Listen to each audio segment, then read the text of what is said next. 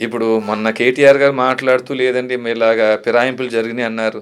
మరి వారి టైంలో ఈ టీడీపీ ఎమ్మెల్యేలు అందరూ టీఆర్ఎస్‌లోకి వెళ్ళిపోతే అందరికి కొంతమందికి మంత్రి పదవులు ఇచ్చారండి.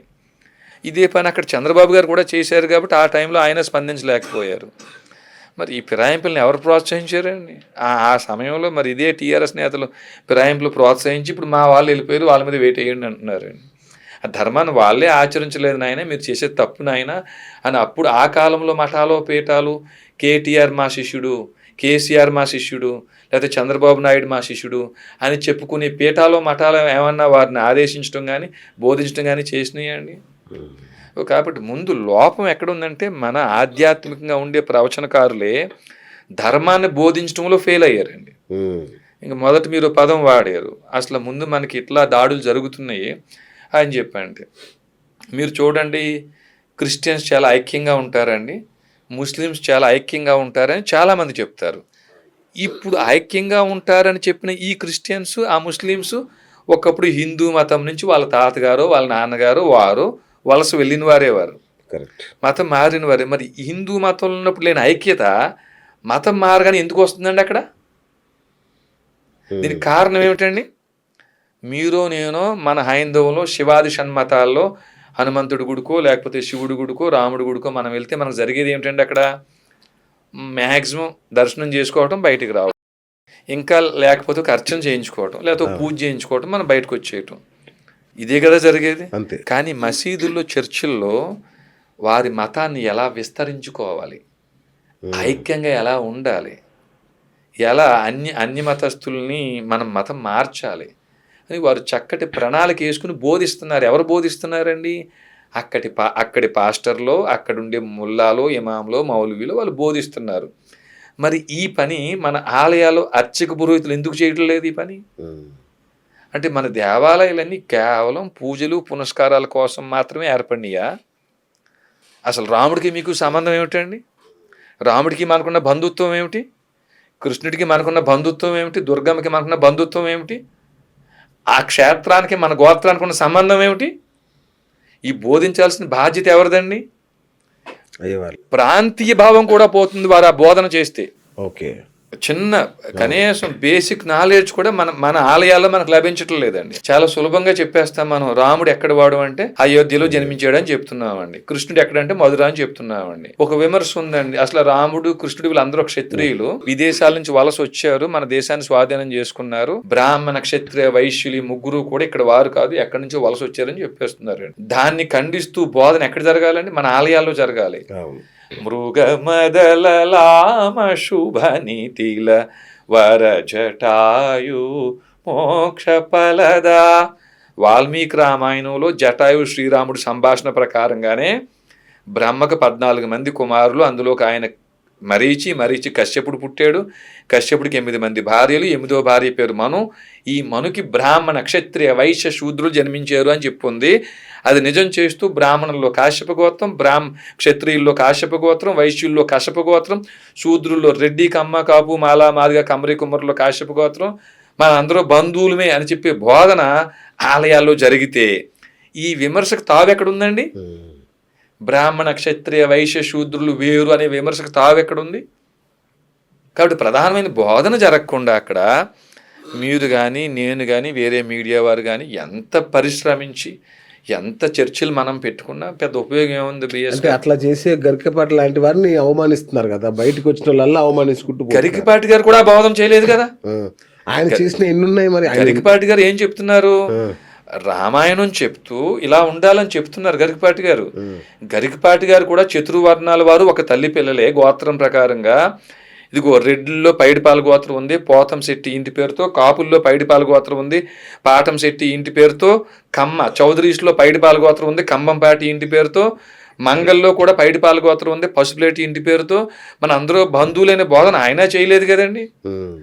కాబట్టి ఇప్పుడు ఆయనైనా నేనైనా మనకు ఉండేటువంటి నాలెడ్జ్ పరిమితమైనది అయినప్పుడు మనం చేసే ప్రక్రియ ఏంటంటే సమాజంలో ఎక్కడ లోపం జరిగిందో ఆ లోపాన్ని సరిదిద్దటం కోసం బోధన జరగాలి. ఓకే, ఇదే గరికపాటి గారు లాంటి వారు అందరూ ఒక పిలిపిచ్చి, నాయన చర్చిల్లో మసీదుల్లో ఐక్యంగా ఉండటం కోసం బోధన జరుగుతుంది, చర్చిల్లో మసీదుల్లో వారి మతాన్ని ఎలా విస్తరించుకోవాలో బోధన జరుగుతుంది.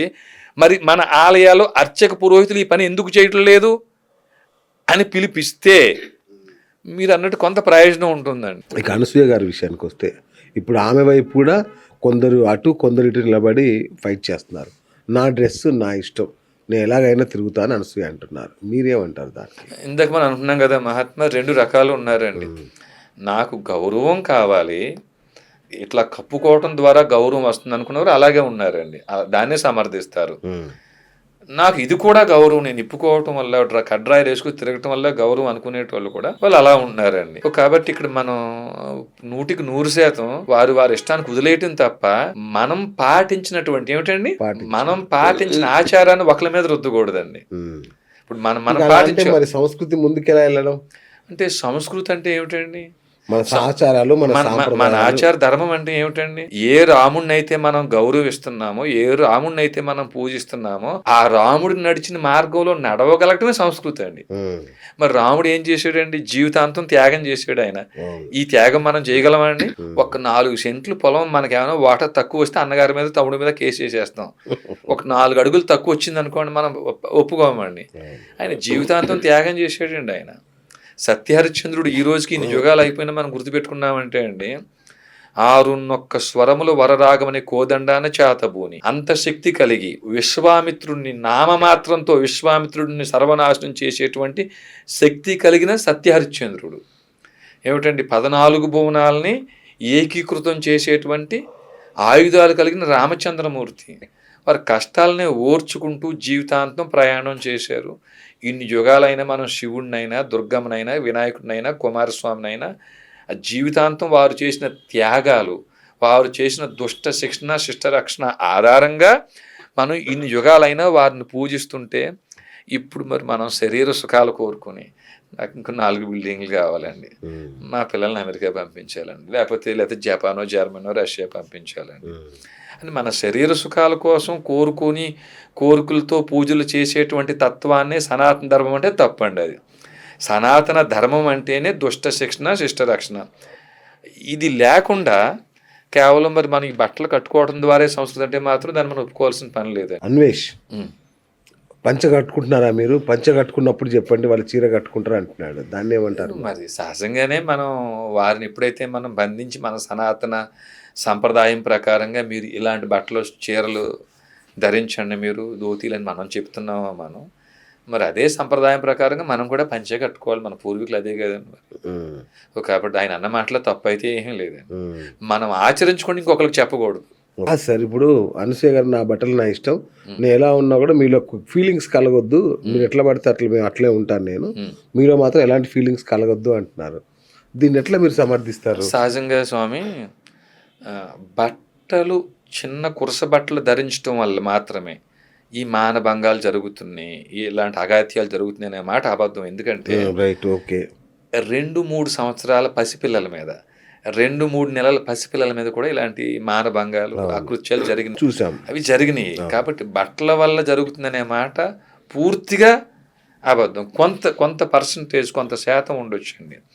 ఇంకా రెండోది, మంచివాడికి మీరు ఒక 100 మంది పిల్లల్ని కూర్చోబెట్టండి, మీరు ఇక్కడ కూర్చోబెట్టి ఒక బూతి సినిమా వేయండి,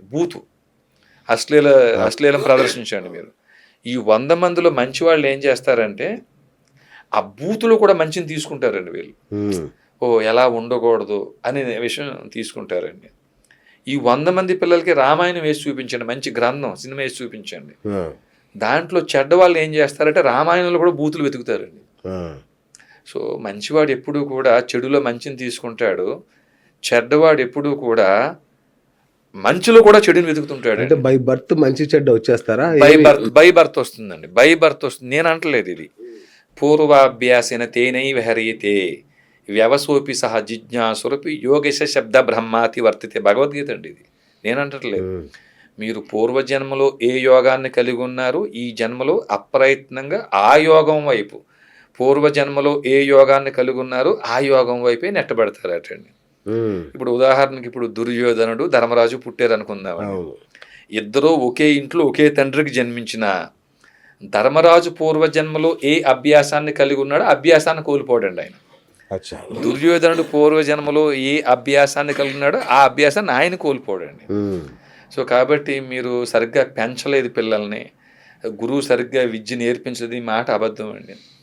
100 మంది పిల్లలకి ఒకటే గురువు పాఠం నేర్పించినా ఈ పాఠం 100 మందికి 100 రకాలుగా అర్థమవుతుంది. ఎలా ఉన్నా ఈ బోధన చాగంటి చెప్పేవి, మీరు చెప్పేవి ఏమి వేస్ట్ అంటారు. ఇక వాళ్ళు సహజంగా వాడు చెడ్డవాడే కాబట్టి ఇక చాగంటి గారు కానీ, లేకపోతే మీరు కానీ, నేను కానీ, ఇంకెవరైనా కానీ ఏ నియమాన్ని ఏ పని చేయటం కోసం మనం పాత్ర తీసుకున్నామో పని చేస్తుంటామండి. అలాగే వినేటోళ్ళు కూడా మంచివారు దాంట్లో మంచిని తీసుకుంటారు, చెడ్డవారు చెడుని తీసుకెళ్తారండి. వారిది వేస్ట్ అని అంటలేదు, దాంట్లో కూడా మంచిని తీసుకునేవారు ఉంటారు. మంచివారు మాత్రమే మంచిని తీసుకుంటారు. స్వతహాగా చెడ్డ లక్షణం కలిగిన వారు చెప్పే బోధనల మంచిలో కూడా చెడే తీసుకుంటారండి వారు.